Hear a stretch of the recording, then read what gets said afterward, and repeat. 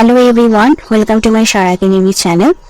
আজকে আমি আপনাদের জন্য একটি ক্লায়েন্ট হান্টিং এর ভিডিও আনলাম এবং এই ভিডিওতে আপনাদেরকে দেখাবো আপনারা যারা এসইও নিয়ে কাজ করছেন আপনারা কিভাবে আপনাদের কাজের জন্য ক্লায়েন্ট হান্টিং করতে পারেন। আমার চ্যানেলে অলরেডি এই বিষয়ে ভিডিও দেওয়া হয়েছে কিছু। আপনারা যারা নতুন এসেছেন তাদেরকে বলতে চাই, আমার চ্যানেলে প্লেলিস্ট আছে client hunting for premium course নামক একটি প্লেলিস্ট। এই প্লেলিস্টে এর আগেও আমি এসইও নিয়ে যারা কাজ করছেন আপনাদের জন্য আমি দেখিয়েছি কিভাবে ক্লায়েন্ট হান্টিং করতে হয়। যেরকম নিশ বেসড করে আমি ভিডিও বানিয়ে থাকি, এছাড়াও আমার এরকম ভিডিও ছাড়াও যে ভিডিওগুলো সবার জন্য থাকে, অর্থাৎ কোনো আমি নিশকে টার্গেট করে ভিডিও বানাই না কিংবা ওখানে উল্লেখ করা থাকে না, সেটা সবার জন্যই থাকে। সো আপনারা যারা এসইও নিয়ে কাজ করছেন আপনাদের কাজ হচ্ছে প্রথমে আজকের ভিডিওটা অবশ্যই দেখা এবং এর আগে আমি যে ভিডিওগুলো দিয়েছি এসইও কে টার্গেট করে সেই ভিডিওগুলো দেখা এবং পরবর্তীতে যে ভিডিওগুলোতে আমি কোনো নিশকে সিলেক্টিভ করে ভিডিও দিইনি, অর্থাৎ সবার জন্য যে ভিডিওগুলো তৈরি করেছি সকল ধরনের নিশ বা ওয়ার্কের জন্য, সেগুলো দেখা। ঠিক আছে, তো দেখি আপনারা প্রতিটি পদ্ধতি অবশ্যই ট্রাই করবেন এবং আপনারা সেভাবে ক্লায়েন্ট হান্টিং করবেন। তো আপনাদের কাছে আমার রিকোয়েস্ট, কাইন্ডলি চ্যানেলটিকে সাবস্ক্রাইব করে দিবেন। এরকম আমি সামনে অনেক ভিডিও আনবো, তো আপনারা যাতে সেই ভিডিওগুলো দেখে সেই পদ্ধতিগুলো ট্রাই করতে পারেন। তো যদি ভিডিওটি আপনারা দেখতে চান তাহলে অবশ্যই চ্যানেলটিকে সাবস্ক্রাইব করে রাখতে হবে, তো কাইন্ডলি চ্যানেলটিকে সাবস্ক্রাইব করে দিন। তো চলুন এখন আমরা আমাদের আজকের পদ্ধতিতে নেমে পড়ি। তো এর জন্য আমাদের যেটা করতে হবে, আমাদের ফেসবুক লাইব্রেরিতে চলে আসতে হবে। তো আপনারা লিখবেন ফেসবুক অ্যাডস লাইব্রেরি। এটা লেখার পর প্রথমে যে অপশনটি আসবে সেই অপশনে আপনারা প্রবেশ করবেন। তো এই অপশনে প্রবেশ করার পরে আমাদের যে একটি কান্ট্রি অপশন থাকে, সো কান্ট্রি অপশনটাকে চেঞ্জ করে নিতে হবে। অবশ্যই আপনি যেটা করবেন যে আপনাদের যে ফার্স্ট ওয়ার্ল্ড কান্ট্রি যেগুলো আছে সেগুলোর মধ্যে যে কোনো একটাকে সিলেক্ট করে নেবেন। আমি আপাতত কানাডাকে সিলেক্ট করে নিচ্ছি। এরপর হচ্ছে অ্যাড ক্যাটাগরি। তো অ্যাড ক্যাটাগরি অবশ্যই অল অ্যাডস সবসময় থাকবে। আচ্ছা, এরপর এখানে যে কিওয়ার্ডটা থাকবে এই কিওয়ার্ড সবসময় আপনারা মাথায় রাখবেন যে আপনারা আসলে কোন কিওয়ার্ডের উপরে কাজ করতে অভ্যস্ত কিংবা আপনারা প্র্যাকটিস করেছেন। কারণ এক একটা নিশ বা এক একটা কিওয়ার্ডের উপর বেস করে যে ওয়েবসাইটগুলো থাকে সেগুলোতে কিন্তু আমাদের কাজের ধরন ভিন্ন ভিন্ন থাকে। অর্থাৎ আমাদের যে মানে সাপোজ আপনি এমন একটা কিওয়ার্ড উপর বেস করে কোনো ওয়েবসাইটকে আপনি টার্গেট করলেন, সেই ক্লায়েন্টের সাথে আপনি কন্ট্যাক্ট করলেন, পরবর্তীতে ক্লায়েন্ট আপনাকে বললো যে তুমি এরকম নিশ নিয়ে কাজ করেছো, এরকম প্রিভিয়াস ওয়ার্ক দেখাও। এখন আপনার যদি প্রিভিয়াস ওয়ার্ক না থাকে, আপনি যে এত কষ্ট করে সে ক্লায়েন্টকে আপনি হান্ট করলেন, আপনি তার সাথে কনভারসেশন করলেন, তাকে ম্যানেজ করলেন, কিন্তু আপনার সেই বিষয়ে আপনার প্রিভিয়াস ওয়ার্ক না থাকার কারণে এমন হতে পারে যে আপনি সেই কাজটা হারিয়ে ফেলতে পারেন। তাহলে এখন সেটা কি করতে হবে? আপনাকে করতে হবে যে আগে থেকে আপনার প্র্যাকটিস আছে এরকম কিওয়ার্ডগুলোকে আপনার টার্গেট করতে হবে। ওকে, তো আমি আপনাদেরকে এখন আপাতত দেখানোর জন্য আমি মনে করেন যে আমি আপনাদের রিয়েল এস্টেট দিয়ে দেখাই, কারণ রিয়েল এস্টেট খুব ভালো কিওয়ার্ড, এটাতে আপনারা প্রচুর কাজ পাবেন। তো আমি রিয়েল এস্টেটটা বসিয়ে দিই, মানে রিয়েল এস্টেট কোম্পানিজগুলো যেগুলো সেগুলো। তো তারা যারা অ্যাড চালাচ্ছে তাদেরকে আমরা খুঁজতেছি।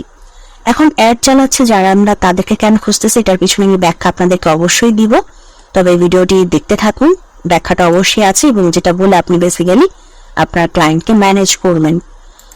তো দেখুন আমাদের প্রথম যেটা আসছে, আমি সেটার পেজে চলে আসলাম, ফেসবুক পেজে।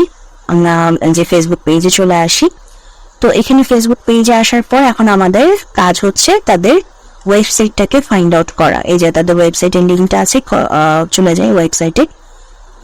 তো ওয়েবসাইটটাতে চলে যাওয়ার পরে আমাদের এখন যেটা করতে হবে সেটা হচ্ছে তাদের এই ওয়েবসাইটের আসলে এসইও কি অবস্থাটা সেটা আমাদেরকে বুঝতে হবে। তো এটা বোঝার জন্য আমাদের একটি এক্সটেনশন আছে যেটা এখন আমরা আমাদের গুগল ক্রোমের সাথে ইনক্লুড করে নিব। তো সেটার নাম হচ্ছে এসইও কোয়াক। ঠিক আছে, মানে এটা খুব সুন্দরভাবে দেখিয়ে দেয়, যদিও আরো অনেক এক্সটেনশন আছে। আপনারা যারা এসইও নিয়ে কাজ করছেন আপনারা যদি অন্য কোনো এক্সটেনশন দিয়ে চেক করে থাকেন, মানে বেসিক্যালি এটা হচ্ছে অডিট করা, এসইও মানে ওয়েবসাইটটাকে অডিট করা। তো আরো অনেক এক্সটেনশন আছে, আপনারা সেগুলো দিয়ে করতে অভ্যস্ত হলে সেটাতে করবেন। বাট যারা জানেন না আমি তাদেরকে দেখিয়ে নিচ্ছি। এসইও কোয়াক নামক একটি হচ্ছে আমাদের এক্সটেনশন আছে।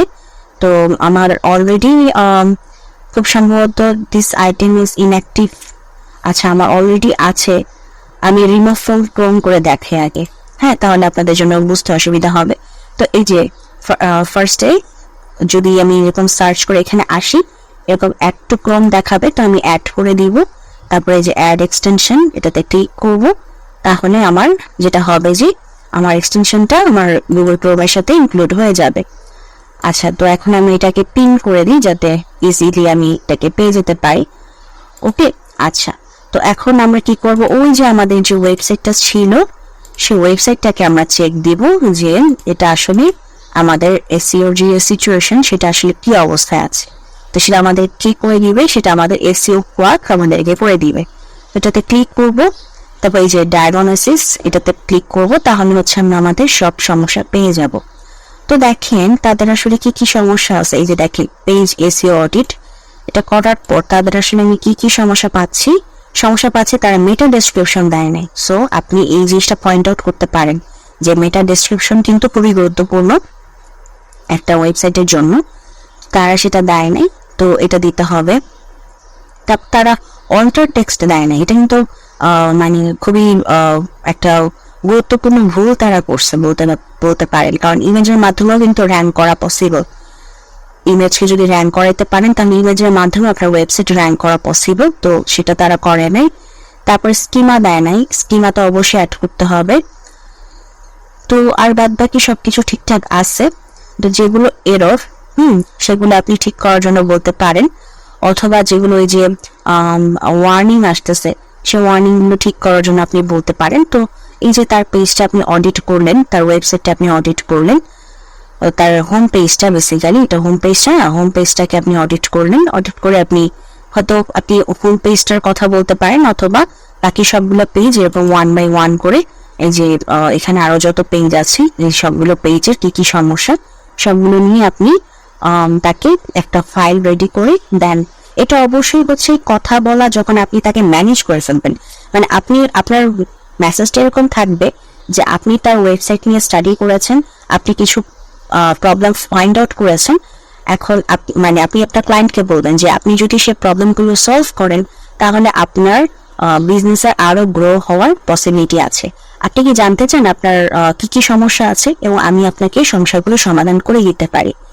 এইগুলো বলার পর যখন সে আপনাকে রেসপন্স করবে তখন গিয়ে আপনি কাজটা করবেন। আপনি আগে থেকেই যদি একটা ওয়েবসাইটের পিছনে এই যে প্রতিটা পেজের যে সমস্যাগুলো সেই সমস্যাগুলো ফাইন্ড আউট করে আগে থেকেই যদি একটা ফাইল রেডি করেন, এটা কিন্তু অনেকটা সময় লাগবে এভাবে, কারণ আপনি কিন্তু একজনের পিছনে টাইম দিবেন না, আপনি কিন্তু আরো অনেক ক্লায়েন্টকে আপনি নক দিবেন, তাই না?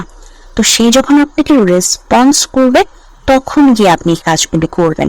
ঠিক আছে, রেসপন্স করার পরে দেখ হচ্ছে আপনি তাকে ওই ফাইলটা রেডি করে তাকে পাঠায় বলবেন যে এই জায়গায় সমস্যা, আমি এই সমস্যাগুলো সমাধান করে দিব। তো এটা তো গেল। সেকেন্ড আরেকটা যেটা বলে, মানে এটা প্রথমেই বলবেন ওই যে যখন আপনি ফার্স্ট মেসেজটা দিবেন ওই ফার্স্ট মেসেজে আরেকটা কি পয়েন্ট আপনি ইনক্লুড করে দিবেন। মানে আমি আজকে কেন আপনাদেরকে ফেসবুক অ্যাডস লাইব্রেরি থেকে খুঁজে দেখাচ্ছি সেটা কি জন্য, মানে সেটা আপনি উল্লেখ করে বলবেন।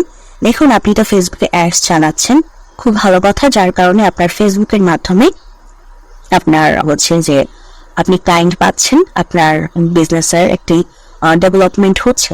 বাট এখানে ফ্যাক্ট হচ্ছে আপনি যতদিন ফেসবুক অ্যাড চালাবেন ততদিন আপনার সেটা ওয়ার্ক করবে এবং আপনার বিজনেসটা র্যাঙ্কে থাকবে।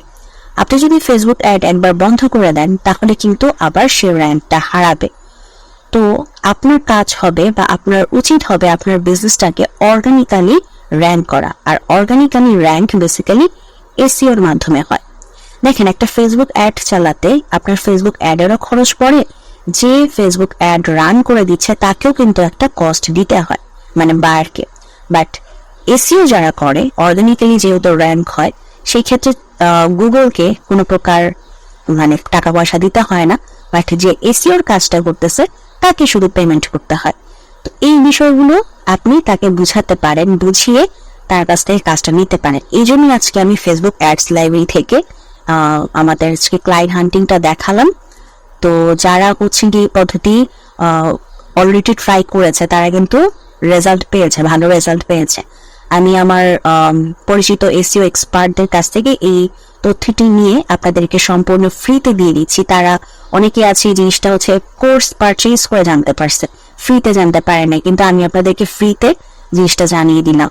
সো আমি আশা করবো যারা নতুন এসেছেন তারা সবাই চ্যানেলটিকে সাবস্ক্রাইব করে দিবেন, কারণ এরকম অনেক তথ্যই, বিতর্কান তথ্য আমি ফ্রিতে আপনাদেরকে দিয়ে থাকি। তো এখন কথা হচ্ছে যে আপনারা কিভাবে কন্ট্যাক্ট করবেন। তো অবশ্যই যে ফেসবুকের মেসেজ করার অপশন আছে, মেসেজের মাধ্যমে কন্ট্যাক্ট করতে পারেন। তারপর তাদের এখানে একটা ইমেইল ছিল, এই যে ইমেইল, এই ইমেইলে মেইল করতে পারেন।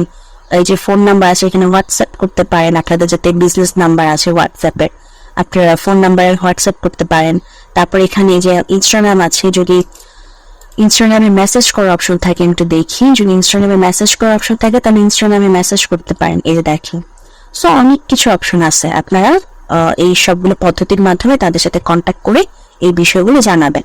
তো এইভাবে 1 বাই 1 করে আপনি কি করবেন, আপনি লোকেশন চেঞ্জ করবেন, আপনার যেসব কিওয়ার্ডের উপরে কাজ করার আপনার অভিজ্ঞতা আছে আপনি সেসব কিওয়ার্ড চেঞ্জ করতে থাকবেন, এবং এই যে 1 বাই 1 করে প্রতিটা এনে দেখেন, এখানে নতুন একটা আছে, এই যে নতুন আরেকটা আছে, বিভিন্ন বিজনেসে প্রবেশ করবেন, এবং ঠিক একইভাবে এই যে এই বিজনেসের ক্ষেত্রে যা যা করলেন ঠিক একইভাবে ওই কাজগুলো করবেন।